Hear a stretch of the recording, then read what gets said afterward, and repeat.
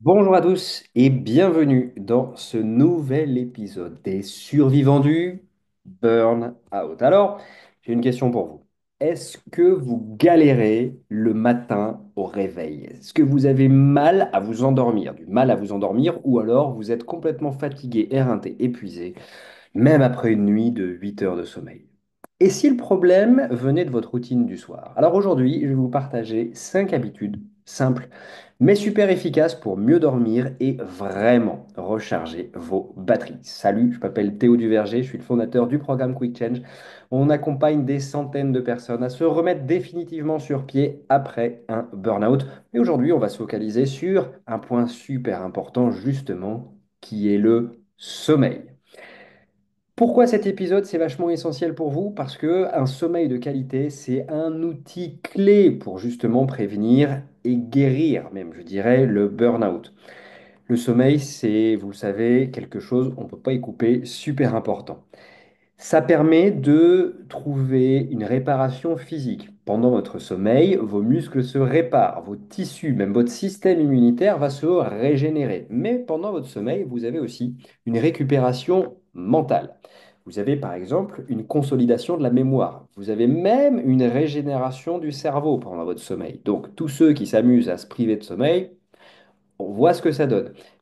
Consolidation de la mémoire, vous avez peut-être déjà utilisé cette technique quand vous étiez plus jeune, en tout cas moi c'était mon cas, de repasser mes leçons le soir avant de me coucher. Consolidation de la mémoire pendant le sommeil. Et puis, on a remarqué aussi qu'un bon sommeil réduit favorablement l'anxiété et favorise aussi la clarté mentale. Donc il y a plein de bienfaits à bien dormir.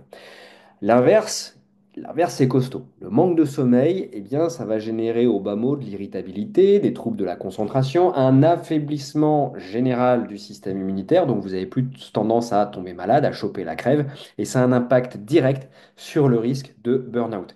Il y a des conséquences aussi beaucoup plus graves au manque de sommeil, mais je ne vais pas vous alarmer, on va en rester là pour l'instant. Le problème, c'est qu'on a un vrai piège, c'est que le soir, on a très souvent des mauvaises habitudes. Par exemple, vous pensez que vous vous détendez en scrollant sur votre téléphone ou en regardant une plateforme jusqu'à pas d'heure. Et non, ça, c'est pas bon du tout, ça. Vous allez voir, c'est l'inverse qui se produit. Au lieu de vous fatiguer, je sais qu'il y a des gens qui me disent, bah, moi, je regarde la télé et c'est ça qui m'endort. Vous créez exactement l'inverse. Je vais vous expliquer pourquoi dans ce podcast. Aujourd'hui, on va voir 5 habitudes du soir pour mieux dormir et mieux recharger vos batteries. La première des habitudes, ça sera d'instaurer un rituel de déconnexion numérique. Alors je sais, quand je dis ça, les gens ont du mal de se déconnecter de leur doudou numérique. Moi le premier, mais c'est super important à comprendre. Les écrans, que ce soit votre téléphone, votre tablette, vous l'avez entendu 1000 fois ce truc-là, émettent une forme de lumière, une lumière bleue qui va bloquer la production de mélatonine, l'hormone du sommeil. C'est con, hein? Donc, je sais qu'il y a des gens qui me disent, je vais mettre un filtre de lumière bleue. Et ça, c'est une super idée et j'adore, j'aime beaucoup. Vous mettez un filtre de lumière bleue, vous pouvez le mettre sur votre téléphone, vous pouvez le mettre sur votre ordinateur aussi. Et déjà, ça évitera cette inhibition de la production de la mélatonine. Mais attention, rester sur un doudou numérique le soir, ça va quand même, malgré tout, stimuler, donner des stimulations à votre cerveau qui vont lui dire ne dors pas, regarde la prochaine vidéo, qui va, si vous scrollez hein, sur TikTok, Instagram, etc., regarde la prochaine vidéo, regarde la prochaine étape, regarde le prochain épisode si vous regardez une série. Donc ça, c'est vraiment important à comprendre. Au lieu de donner à votre cerveau de la nourriture pour lui dire, regarde, au fur et à mesure que tu regardes ces épisodes, tu t'endors. Non, non. Vous lui dites, reste éveillé parce qu'il y a un prochain épisode qui arrive. Reste éveillé parce que la prochaine vidéo, si vous scrollez, va être encore plus drôle. OK? Donc, coupez-vous de ces doudous numériques, c'est vachement important. Et puis, vous pouvez, je vous invite aussi à faire ça en deuxième idée, créer une routine apaisante et prévisible. Si vous avez déjà eu des enfants dans votre vie, vous savez que les enfants s'endorment vachement plus facilement après pipi les dents au lit. Vous savez, le pipi les dents au lit, ce que ça veut dire, c'est une routine. C'est une routine quotidienne. Le sommeil va être comme un réflexe. Si vous changez de routine tous les soirs, votre cerveau ne va pas avoir ce conditionnement pour pouvoir s'endormir. Les stimuli d'endormissement ne vont pas être présents ou pas dans le bon ordre. Donc, il va galérer un petit peu à s'endormir.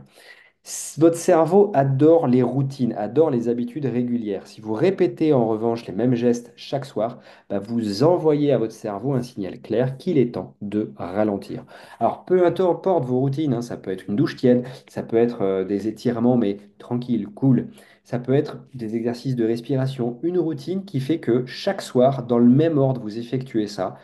Et c'est comme un signal que vous envoyez à votre cerveau qui va calmer un petit peu votre corps pour finir par s'endormir.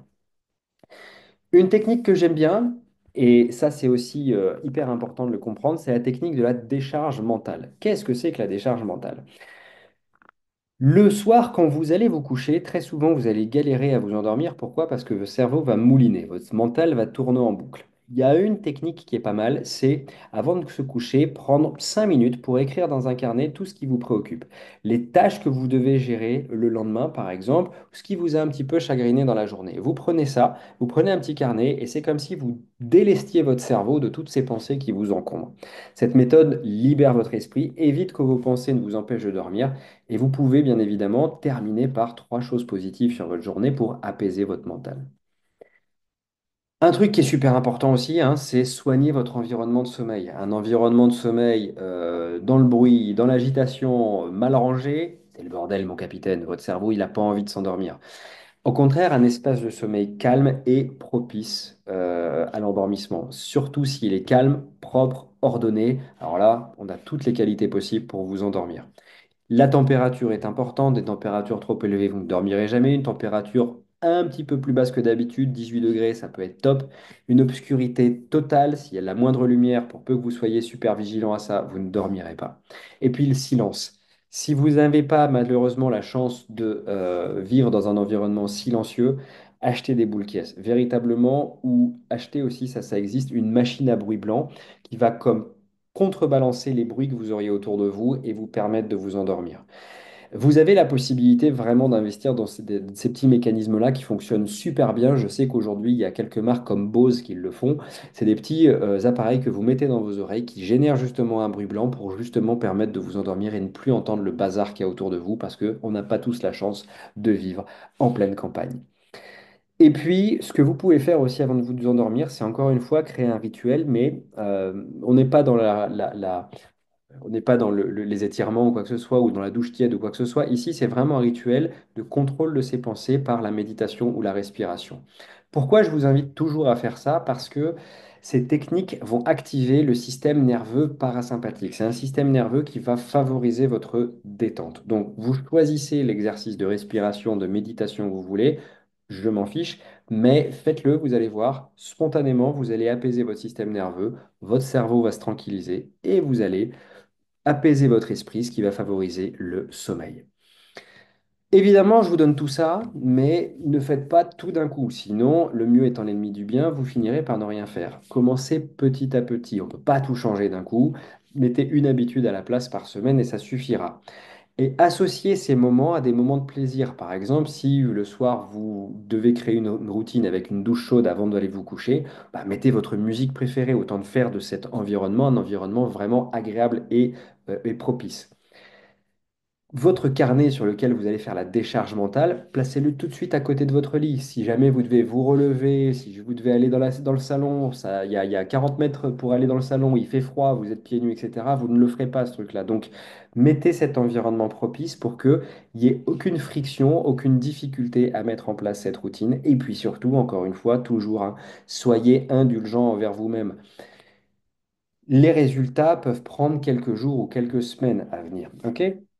Si votre sommeil est encore agité malgré ces habitudes, bon, alors on va éviter les excitants, le café, le thé, l'alcool, tout ce genre de trucs, c'est pas terrible. Les siestes, ça pareil, il faut éviter. Si vous avez du mal à vous endormir, vous ne faites pas de sieste.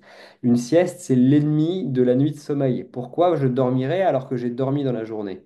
Donc ça, on évite. De la même manière, si vous voulez réapprendre à dormir, pratiquez la régularité horaire. Si vous vous couchez et vous vous levez tous les jours à la même heure, vous allez voir que ça stabilise vachement votre capacité à vous endormir, ce qu'on appelle votre horloge biologique. Et encore une fois, si l'insomnie persiste, acceptez-la tranquillement avec bienveillance. Ok, c'est super important. Je ne, évidemment, pourrais pas terminer ce podcast Sans vous donner ce conseil hyper important, si vous avez des troubles du sommeil qui durent depuis longtemps, consultez un professionnel de la santé. Quand je dis un professionnel de la santé, ça peut être aller dans une clinique du sommeil pour regarder ce qui se passe. Peut-être, j'en sais rien, mais peut-être que vous faites une apnée du sommeil. Et ça peut être toxique. Donc, autant se faire suivre et voir ça de manière très sérieuse. OK? Le sommeil, encore une fois, en conclusion, c'est essentiel pour retrouver votre énergie et pour prévenir le burn-out. Il y a des habitudes qui sont simples pour pouvoir améliorer, retrouver un sommeil de qualité et être en pleine forme le lendemain.